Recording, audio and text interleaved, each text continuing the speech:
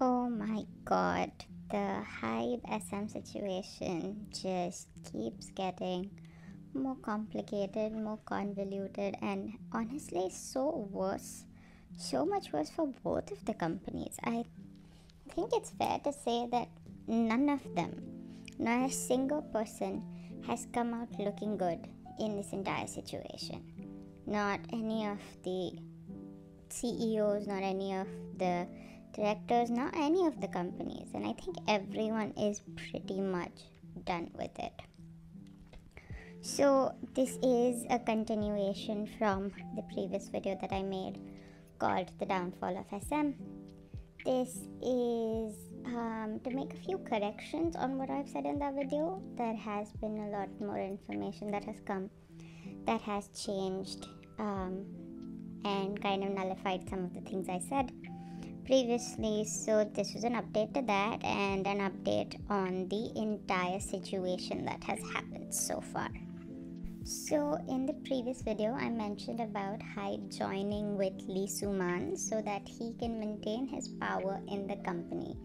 And from the recent statements that have come from them that have been issued essentially by HYBE, that seems to be untrue, at least on face value. So in one of the statements that came out earlier last week, HYBE said that Lee Soo Man has agreed to these terms and conditions, and the terms and conditions are as followed, where he cannot make music in Korea for the next 3 years. So any kind of production that he does, musical production, cannot be Korea based. And they also said by buying out Lee Soo Man's shares, they are essentially eliminating the cost burden that his production company, like I mentioned in the previous video, like Planning, has had on the entire SM company. So by taking his shares, by buying his shares, they have eliminated this cost burden, and they hope that this would essentially solve all of the corporate issues that exist between Lee Soo Man and SM Entertainment. This whole thing about like Planning and the contract that has been signed between them and SM is, I think, one of the biggest issues for this downfall. So like I mentioned previously, Lee Soo Man, while he was the CEO of SM Entertainment, created another music production company called Like Planning, and all of SM's music production has happened through that company. And this company essentially gets the royalties for the music. The SM Entertainment company doesn't get all of the royalties, they get some of the royalties, but most of the royalties goes to Like Planning. And the contract that Lee Soo Man created while he was CEO with SM and Like Planning is so that he is going to be making royalties from the songs that were created till 2092. That's for another 70 years. This man is going to be making money from royalties in his grave, essentially. And this corrupt contract, essentially, is what HYBE is saying they're going to eliminate when they acquire the rest of Lee Soo Man's shares from SM Entertainment. HYBE CEO also confirms that Lee Soo Man will have no involvement in the company and will not receive his royalties either. So this is essentially saying that HYBE is going to be cooperating essentially with what the co-CEOs of SM want. And this is everything that they've said on face value. So if the deal that Lee Soo Man was getting from the current CEOs at SM when they created their SM 3.0 and moved into a more HYBE-like music structure and music planning structure is the same as what HYBE is, then why would he, not just stay at SM? Why would he go to HYBE to begin with? And there are two conclusive ideas that I have about why this is happening. So, number one reason why Lee Soo Man would go to HYBE instead of staying with SM and working with the co-CEOs is because they are bringing in Kakao. Now, for those of you who don't know, Kakao is like a big tech corporation in South Korea. Think of them as the Facebook of South Korea, okay?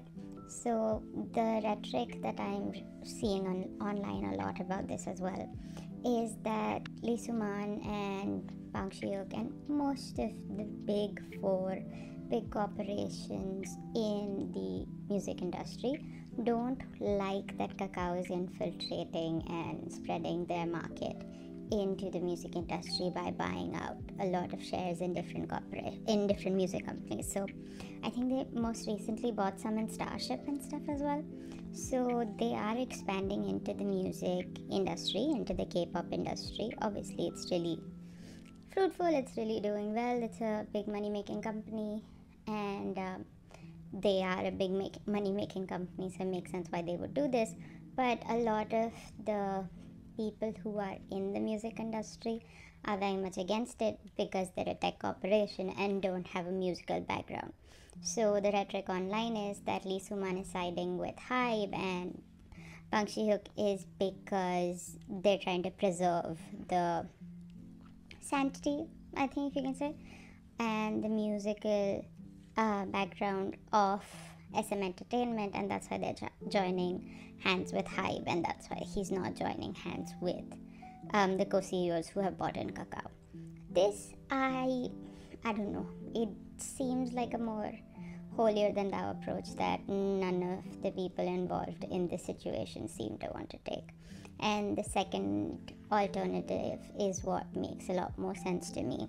So the second reason why I think, and then this is also something that people have been saying online, is out of spite. Now, I mentioned in the previous video that HYBE was initially wanting to buy Lee Soo Man's shares in, I think, around 2021, when he had said that he wants to sell his shares, and he was turned down. HYBE was turned down, and recently, when this whole situation came up, Lee Soo Man approached them himself to buy his shares, and he's actually selling his shares to HYBE right now for half the price that they're actually worth.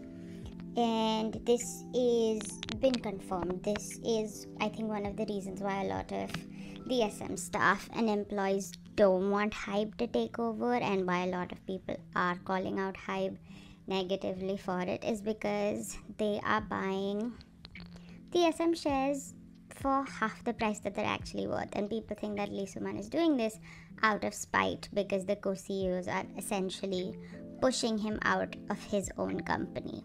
And this seems more likely, you know, with everything that has come up about him, this seems like the more likely reason why he has, you know, joined hands with HYBE. And like I mentioned in the previous conversation about this as well, that we know that Lee Soo Man and Bang Si-hyuk are, like, you know, close. He used to work at SM Entertainment before he started his own company with Big Hit Entertainment, and they are close. So on face value, they might be saying a lot of these things, that he's not going to be involved, he's not going to be a part of this, they're going to be distancing themselves from him. But who's to say what's happening behind the scenes? You know, we will never know if he's actually involved in the situation, if he is making any money from the situation or not. So I do think that them distancing themselves from him is more on face value than actually it being something that they will follow through with. But there are also a lot of other things that have come into play now.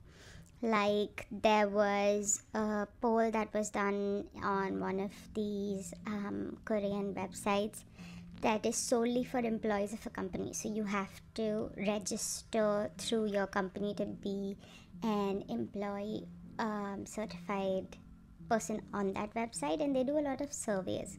So they did this survey with a lot of the SM Entertainment staff, and 85% of them are against HYBE joining hands with Lee Soo Man and buying out his shares and becoming, you know, majority shareholder for SM Entertainment. 85% of employees are against this. Now, this could be because they don't want HYBE involved, but it could also be through like individual stuff, because if there is a big company that comes in there, they are likely to lose their jobs as well. So, no, we don't know what it is, but I think it's telling of the fact that if there are so many people who are working in the company who don't want this to happen, that it is something that maybe we should listen to. But things only seem to be getting worse from where we last left off. So there was news confirming that HYBE does plan to acquire another 25% of the shares from smaller shareholders in SM Entertainment to be able to in total accommodate about 40% of SM shares. And this is similar to what they did with Source Music and Pledis as well. But for both those companies, they acquired about 60% of the shares. So we are seeing that HYBE is trying to get complete control at SM. Now, this was all through press releases. This all changed when co-CEO of SM Entertainment, Lee Soo, who, by the way, is also Lee Soo Man's nephew, he released this 2018-esque YouTuber expose style video. I'm not kidding. The CEO of one of the big 3 music companies in South Korea released a YouTube video calling out Lee Soo Man and, essentially spilling the tea on everything that has gone on behind the scenes. So in that video, he mentions a few things. He talks about the international distribution of SM artist music.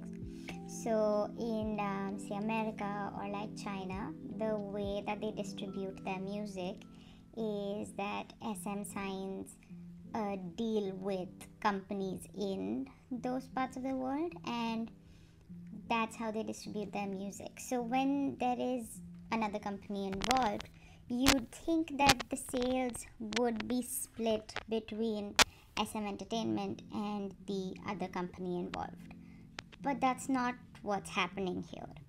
What Lee Soo Man has essentially done is that he is the first person, so his production company, Like Planning, is the first person to get the cut of about, I think, 6% of all the royalties that any song that is being promoted internationally gets, and then the remainder of the money is split between the American, Chinese, any other part of the world company that is promoting the music there, and SM Entertainment. So he is essentially taking away a lot of the money that would essentially then go to the idols. So his greediness is something that Lee Soo talks about a lot in this video, and this is just one of the bigger examples that he uses. He also talks about how Lee Soo Man regularly evaded paying taxes, and because of that the company was fined for tax evasion. He wasn't, so they had to again pay the fines that came with it from the SM Corporation, SM Entertainment money, not Lee Soo Man's private banking paid for it. So the company paid for it. He also created, so like I mentioned about Like Planning, his music production company that is South Korea based. He created another company similar to this called CT Planning Limited, and it is Hong Kong based. So because it is Hong Kong based, he doesn't have to pay any tax for it. Now, this is when HYBE's previously mentioned conversation point comes into play, because they said very clearly, out of their way to clearly say that he, Lee Soo Man, will not be creating any music in South Korea.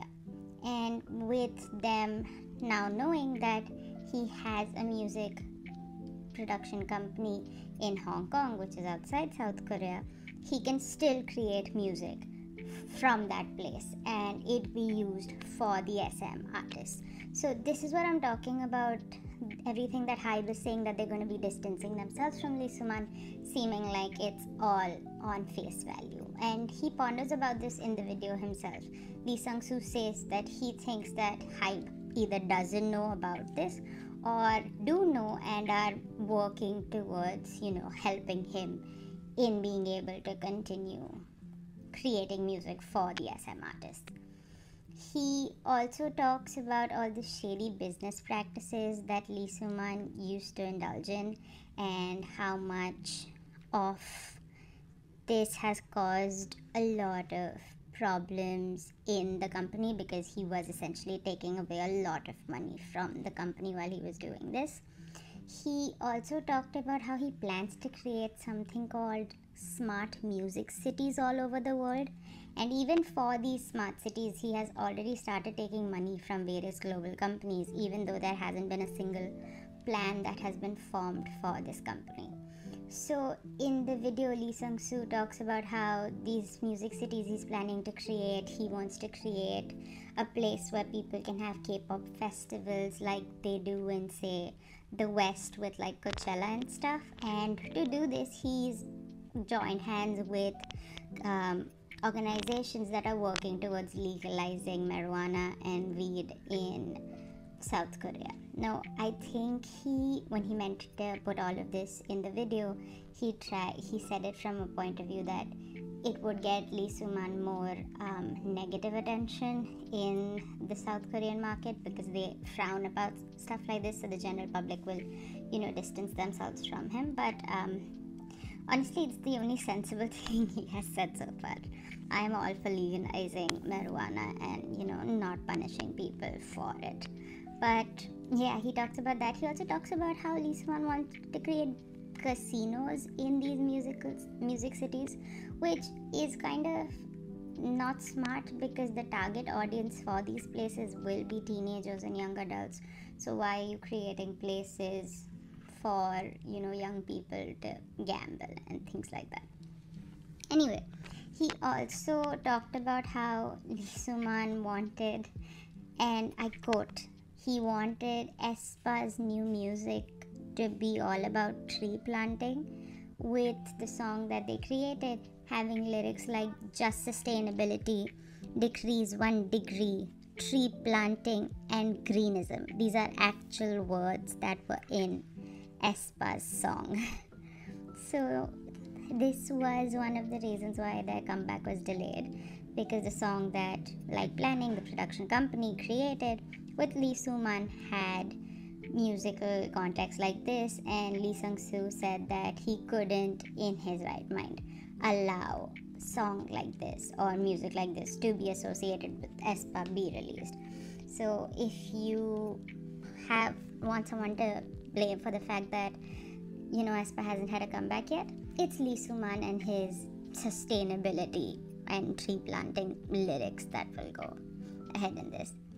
He also talked about how the fact that when the news came in about that they won't be going forward with this song and Aespa's comeback will be delayed, that all the girls cried. And that makes me really sad, because I like Aespa, and I've said this from the beginning.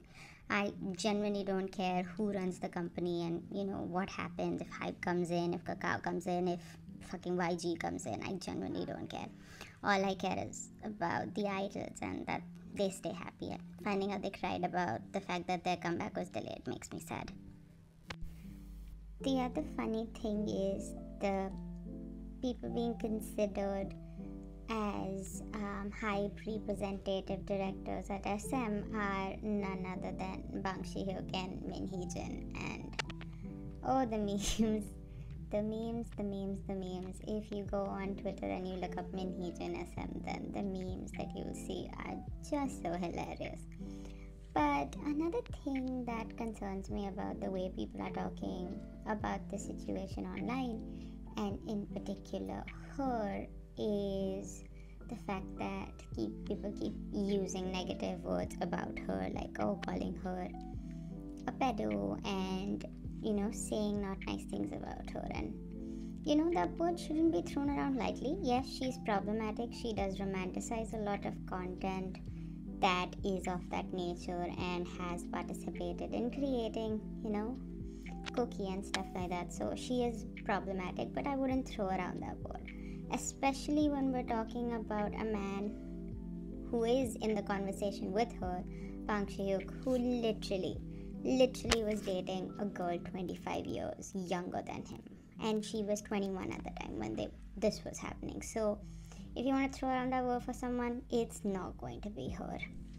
But anyway, there was this that happened, and then obviously Dispatch also got involved, and they essentially just corroborated a lot of what Lee Soo had said, and they came up with an itemized list of every single known fraud and embezzlement that Lee Soo Man has committed. So I'm going to link that article in the description box and you can read it for yourself. But it's like in the last 20 years, all the financial frauds this man has committed. And yeah, he is not a good guy. That was something that we knew from the get-go, right? Like, he should essentially be exiled the way he exiles a lot of the artists who, leave his company. Like, whatever happened to Jessica, I hope the same thing happens to him.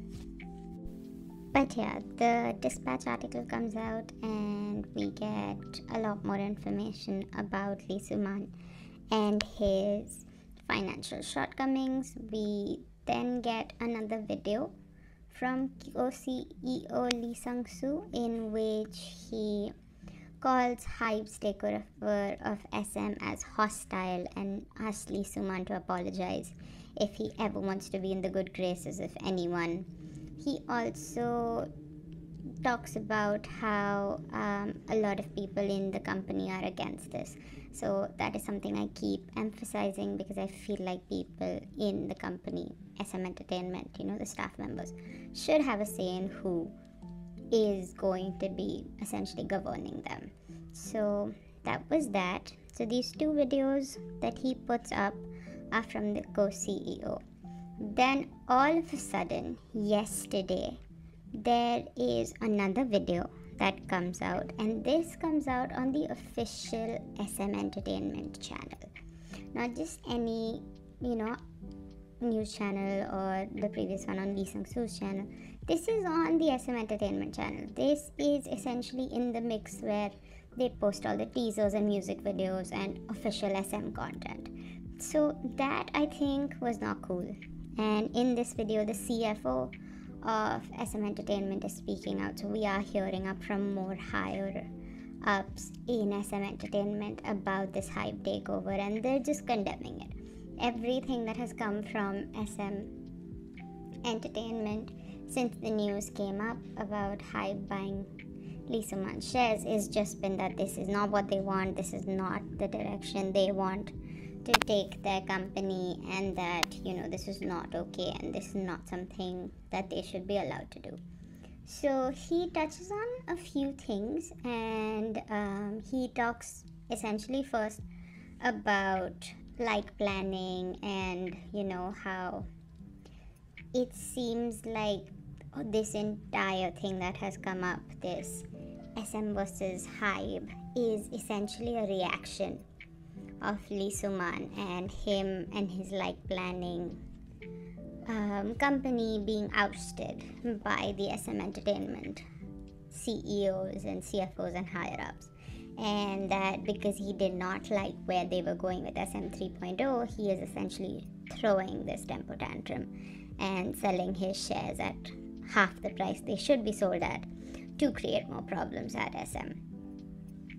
He also talked about HYBE coming in and they'll be bringing in their own board of directors, and since they do have majority stake with the eventual 40% they do plan to acquire from SM Entertainment, theirs will be the creative monopoly.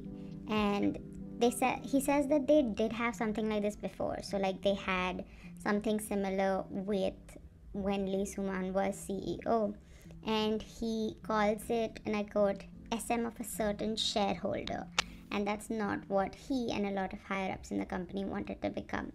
this is something that they have actively worked to avoid doing in the past, and they do not like the fact that HYBE will come in and be essentially the creative majority when it comes to say about what's going to happen.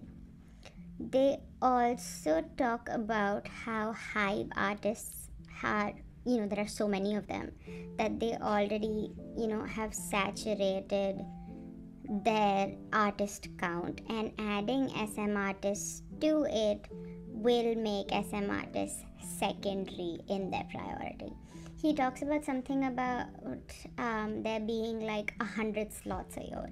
That is the aggregate he comes up with. I don't know how much of it is true or not, but that's what he says. That he says that throughout the year only 100 albums can be released, and since the HYBE artists that are already there have been there for a longer time and their creative direction has already been planned out, he says that the SM artists will be secondary and will not get, the same enthusiasm and will be put in the back burner when it comes to musical artist releases. And I disagree with this. We have seen in the past that HYBE does not essentially care about the intermingling of its subsidiary labels.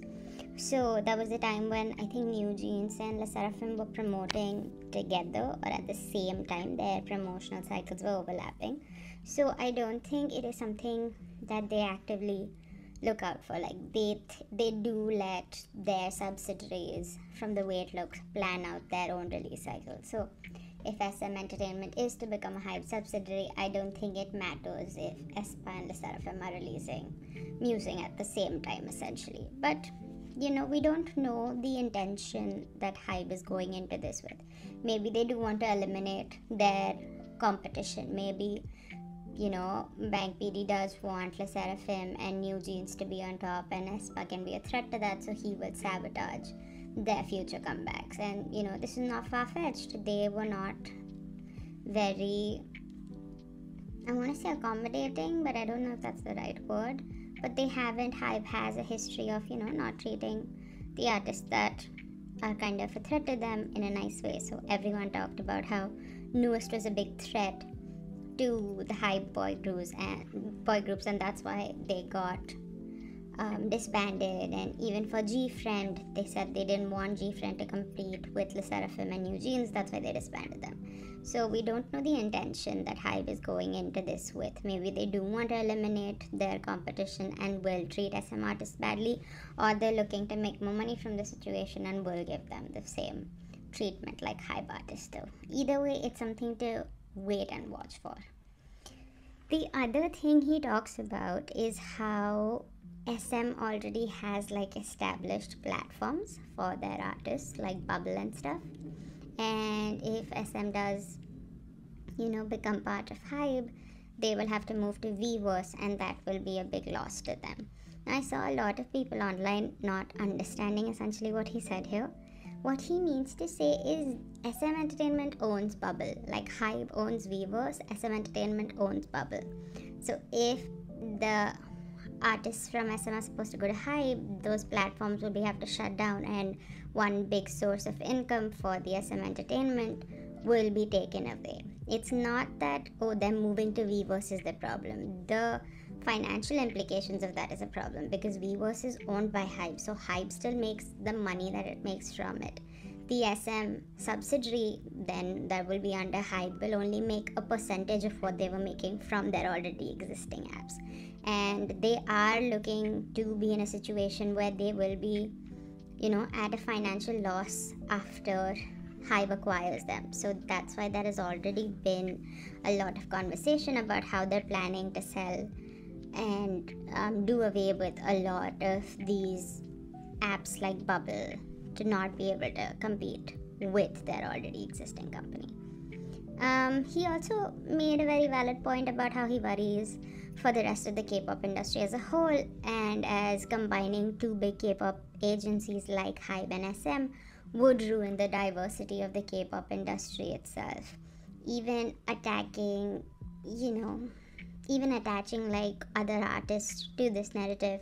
If we look at how gfriend's concept completely changed when HYBE came in, and that was trendy at the time, but the market that gfriend were reaching onto was a more cutesy feminine concept, and then they went into this more bolder concept. So that changes that we saw was there. I think even 17 had a little bit of a concept change, if that's fair to say. But either way, HYBE artists all do have their own music style, and if we're talking about HYBE directors having more of a stake in directorial meetings, they will push that creative direction and not SM's creative direction, because that's what they have done. I think it's fair to say that the Pledis groups saw a change in the way they were doing things. Source Music saw a change in the way their music was being made after HYBE came in, so he is worried about how SM's unique color might change. But again, they have, from their press releases and stuff, said that they do intend to keep the SM 3.0 plan alive, and they do want to keep Kwang as a concept. So I don't know how much of this is true, but his concern for that is valid. He does, however, make some silly points about the concert ticket prices going up, which I don't agree with or even understand how any of that is HYBE's fault. But yeah, so he essentially does his own YouTuber expose video and talks about how this hostile takeover of HYBE by HYBE of SM is not something he agrees with. So this was one of the major events, I can say, that has happened in the timeline of the HYBE versus SM situation.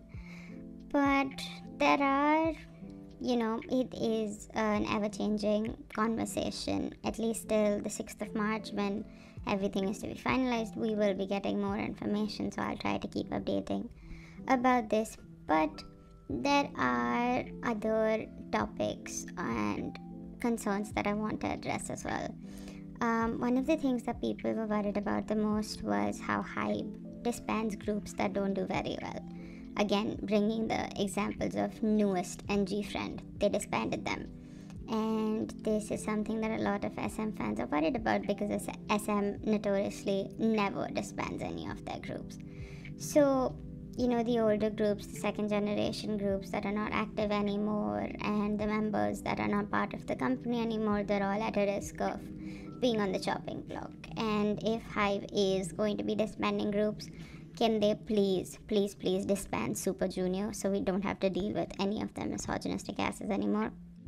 But yeah, this basically is HYBE monopolizing K-pop. HYBE having a monopoly in K-pop is a real problem. If they do acquire 40% of SM's shares, they will officially control over 60 to 60% of the entire K-pop market. And that's not okay. We cannot have unfair trading systems like this anywhere in the world. I'm going to link an article below that does a much better job at explaining this. It's from a very well-established business website that has been covering this issue, so you will be able to understand how HYBE is monopolizing K-pop through this a lot better. But I'm gonna try to explain it as well, because a lot of people are not understanding this. So a lot of the conversation I'm seeing online is, oh, SM only has a few groups, there are so many other groups in K-pop, how is HYBE monopolizing K-pop? And monopolizing a market doesn't depend on the number of groups that are under your label. It's about the financial reach of each of those groups. So say if HYBE were to acquire every single group, and I mean every single group that Nugu promoter on Twitter promotes, that would be like hundreds of groups that they promote on a regular basis. If HYBE acquired all of those groups tomorrow, they still would not be monopolizing the K-pop market, because those groups in totality must be less than a percentage of the K-pop market. SM is a big 3 company, so when HYBE acquires one of the biggest companies in the K-pop market, a company that matches their already existing big market footprint, that is essentially monopolizing, because like the article says, if they do end up acquiring 40% of SM, they will essentially be controlling 60 to 65% of the K-pop market. And if you don't see this as something unethical, then I cannot help you, because it is right there. It is right there why one company should not have so much power, especially in creative fields. You want creativity to be in different forms. You know, you can probably have this in, say, any other field. Let's talk about tech. One company controlling all tech seems fine.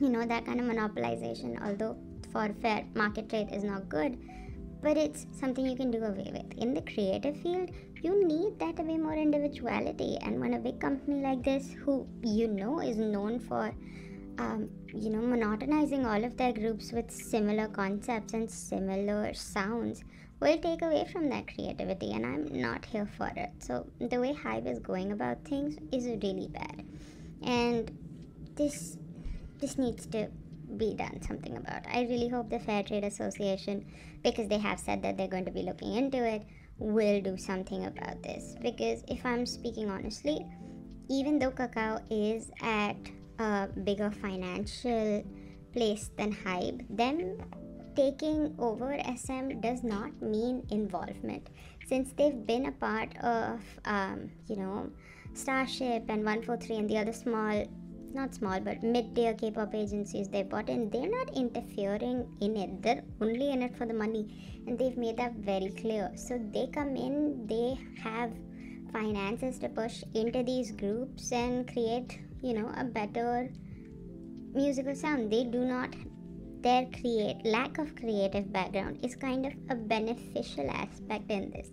And you think that a big tech company would be the better option to host a company that has a concept like Kwangya. You think that Kakao would be able to help them expand the Kwangya thing that they're doing in the SMCU more than HYBE. So I still don't understand why people are still on HYBE side.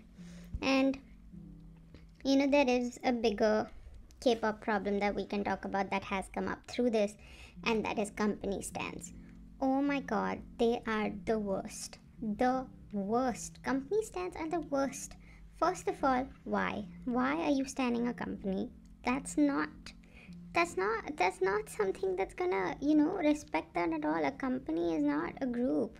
A company is very different from an idol group. How are you standing a company? But either way, company stans have truly shown how dirty they can be in this conversation that has come up with SM and HYBE, and I really, really need them to go away. But yeah, this is everything that's happened. Like I said, it's an ever-changing conversation. Every time I was ready to sit down and record this, new things were coming up.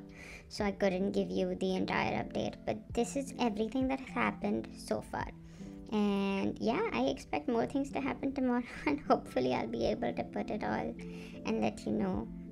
But March 6th is when they have the shareholders meeting for SM, and that's when we will get any form of conclusive answers about what's happening.